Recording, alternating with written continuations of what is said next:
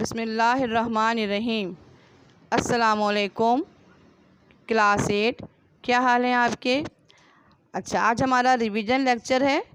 جیسا کہ میں پہلے ہی بتا چکی ہوں کہ ریویژن کا آغاز ہو گیا ہے، تو آپ نے کاپی پر جیسے پچھلی مرتبہ کیا تھا، جہاں سلیبس مکمل ہو گیا ہے، آپ نے پیج فولڈ کر کے وہاں ریویژن لکھنا ہے۔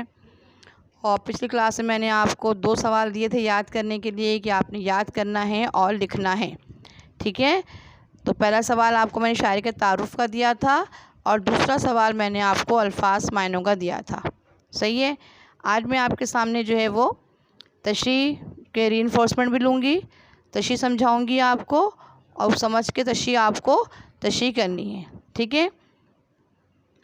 تو شعر نمبر، اس کے میں نے آپ کو 2 یا 3 شعر کروائے تھے، ٹھیک ہے؟ اب میں آپ کو پہلا، دوسرا، تیسرا، چوتھا شعر کروا رہی ہوں۔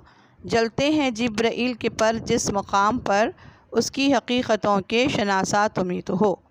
منجب والا شعر نظم ناز سے لیا گیا ہے، اور اس کے شاعر مولانا ظفر علی خاں ہیں، اور منجب والا شعر میں شاعر نے صنعت تلمی استعمال کی ہے۔ صنعت تلمی کیا ہوتی ہے؟ صنعت تلمی کے بارے میں آپ کو پہلے سمجھا چکی ہوں۔ صنعت تلمی سے مراد کوئی ایک اشارہ دے کر کسی واقعے کی طرف اشارہ دینا، کسی واقعے کی طرف اشارہ دینا کوئی لفظ سے، جیسے یہاں پر جلتے ہیں جبرائیل کے پر، ٹھیک ہے؟ یہاں پر واقعہ معراج کا ذکر ہے کہ واقعہ معراج میں جب نبی کریم صلی اللہ علیہ وسلم کو جبرائیل علیہ السلام براق پر بٹھا کر آسمانوں کی سیر کے لیے لے گئے تھے، تو ایک مقام پر جا کر، اور مقام کون سا تھا؟ سدرۃ المنتہا۔ سدرۃ المنتہا وہ مقام تھا جہاں پر اللہ تعالیٰ کا عرش ہے، ٹھیک ہے؟ تو ایک جگہ جا کر، اس جگہ جا کر جو ہے جبرائیل علیہ السلام نے نبی کریم صلی اللہ علیہ وسلم سے معذرت کر لی کہ میں اس سے آگے نہیں جا سکتا، یعنی کہ اللہ کے نور کی تجلی اتنی زیادہ تھی کہ جبرائیل علیہ السلام کے پر بھی جو ہے وہ اس کی نور کی تجلی سے تجلی کی تاب نہ لا سکتے تھے، لیکن نبی کریم صلی اللہ علیہ وسلم جو کہ محبوب خدا تھے، اللہ تعالیٰ نے ان کو ہم کلام کرنے کے لیے عرش تک بلایا تھا۔ تو اس واقعے کا ذکر اس شعر میں کیا گیا ہے، جو کہ میں آپ کو پہلے کرا چکی ہوں۔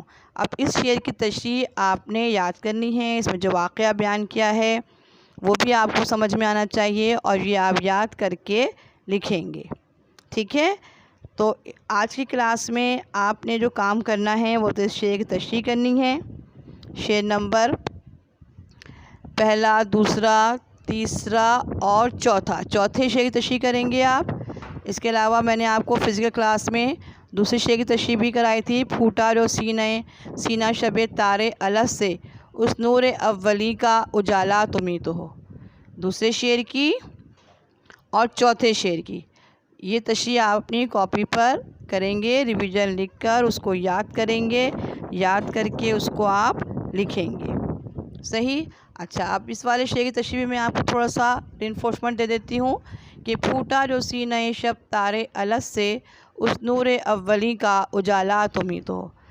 اس میں کس واقعے کا ذکر ہے؟ اس والے شعر میں یہ اس وقت کا ذکر ہے جب اللہ تعالیٰ نے تمام ارواح کو صف بصف کھڑا کر کے جو ہے وعدہ لیا تھا، ٹھیک ہے؟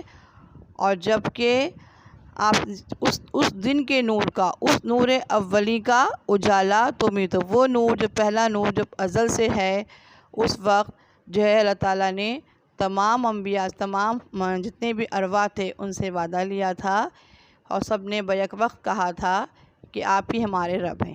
اس میں اس کا ذکر ہے، ٹھیک ہے؟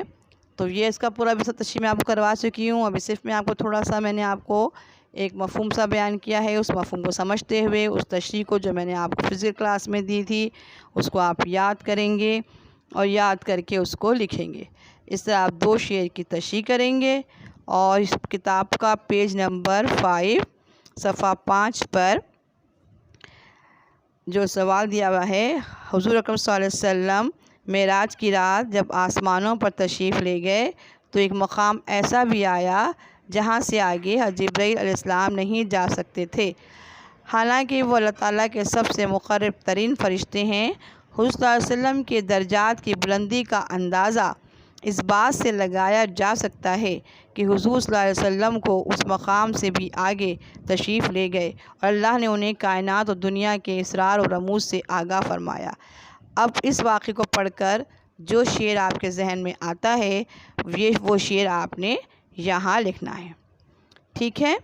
اچھا، اب آ جائیے بچوں سوال نمبر 3 کی طرف۔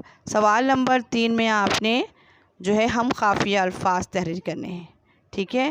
تمنا دی ہوئی ہے، اب تمنا سے ملتا جلتا لفظ ہم آواز الفاظ یعنی کہ ہم قافیہ الفاظ آپ تحریر کریں گے، صحیح؟ تو یہ دونوں کام آپ کر کے کاپی جو ہے وہ اسکول میں بھیجیے۔ ریویژن بھی اب چیک ہوگا، کمپلیٹ کام تو سب کا چیک ہو چکا ہے، جس نے نہیں چیک کرایا میں اس کو اپڈیٹ ورک لکھوں گی، اور جو ریویژن کروا رہی ہوں وہ بھی چیک ہوگا، اس پہ نمبر ملیں گے آپ کو، اور انشاءاللہ تعالیٰ جنہوں نے اچھا کیا ہے میں ان کو سرٹیفکیٹ بھی دوں گی، صحیح ہے؟ سمجھ میں آ گئی آپ کو یہ بات؟ اب اگلے لیکچر تک کے لیے مجھے اجازت دیجیے، اللہ حافظ۔